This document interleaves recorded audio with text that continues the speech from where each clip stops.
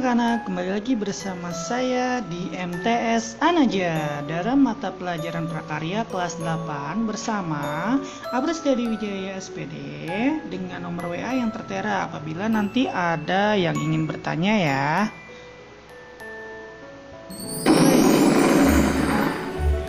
Yang pertama, kita akan bahas lagi mengenai kerajinan bahan lunak. Nah, namun di sini ada perbedaannya. Yang pertama itu jenis-jenis bahan lunak. Bahan lunak terbagi ke dalam dua jenis, yakni bahan lunak alami dan juga bahan lunak buatan. Kerajinan dari bahan lunak merupakan produk kerajinan yang menggunakan bahan dasar yang bersifat lunak. Beberapa bahan lunak yang digunakan dalam pembuatan produk kerajinan yaitu seperti berikut. Yang pertama, bahan lunak alami.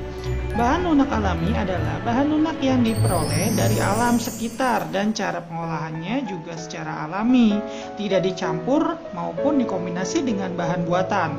Contoh bahan lunak alami, yang pertama tanah liat, yang kedua serat alam, dan yang ketiga adalah kulit hewan. Contoh bahan lunak alami, yang pertama adalah tanah liat. Kalian bisa perhatikan gambarnya, di situ adalah jenis kerajinan dari tanah liat berupa di situ ada semacam guci ya, atau mungkin tempat tanaman. Nah, seperti itu, atau gerabah lah ya yang biasa kita sebut. Yang kedua serat alam. Bagaimana sih, Pak? Nah, itu ya, berupa kurungan buah, ada juga buah tempat lampu-lampion dan juga ada juga tempat buah. Yang ketiga adalah kulit hewan. Nah, itu bisa dijadikan kerajinan tas ya, dan dompet juga bisa. Oke, kita next. Masih dalam kerajinan bahan lunak ya. Yang kedua yaitu bahan lunak buatan. Bahan lunak buatan adalah bahan untuk karya kerajinan yang diolah menjadi lunak.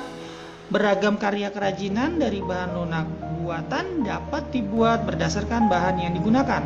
Bahan-bahan yang digunakan bisa berupa bubur kertas, gip, fiberglass, lilin, sabun, spons, dan sebagainya. Bahan lunak buatan adalah bahan untuk karya kerajinan yang diolah menjadi lunak.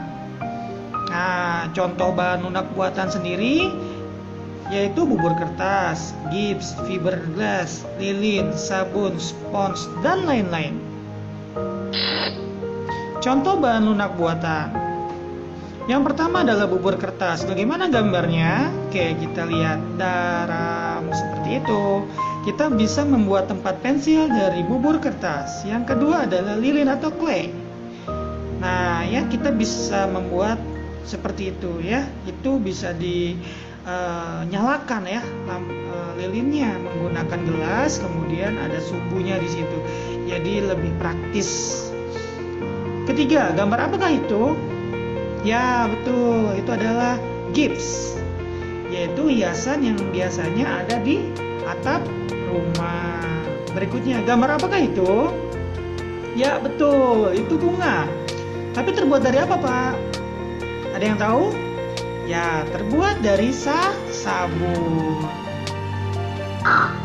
Masih dari kerajinan bahan lunak.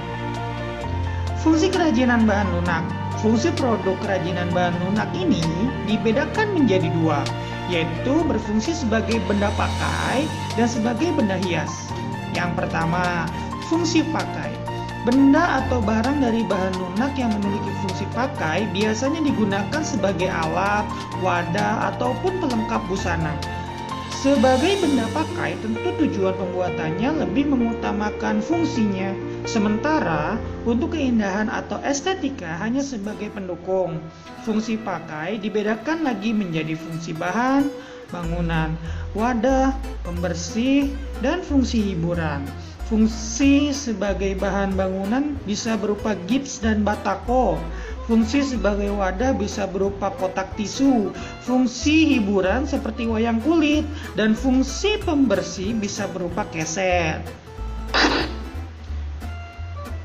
Dan yang kedua yaitu fungsi hias.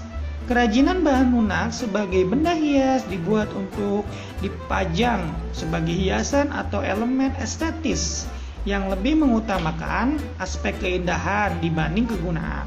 Contoh dari kerajinan bahan lunak yang memiliki fungsi hias yaitu patung, guci, dan lain sebagainya.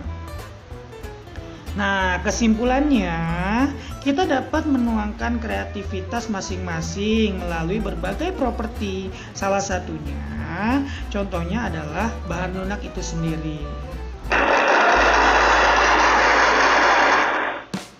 Demikianlah pembelajaran kali ini. Semoga ilmu yang kalian dapat di mata pelajaran prakarya dapat bermanfaat untuk kita semua. Sebelum kita mengakhiri pembelajaran ini, mari kita baca doa kafaratul majelis terlebih dahulu. Subhanakallahumma wa bihamdika asyhadu an la ilaha illa anta astaghfiruka wa atubu ilaik. Wassalamualaikum warahmatullahi wabarakatuh.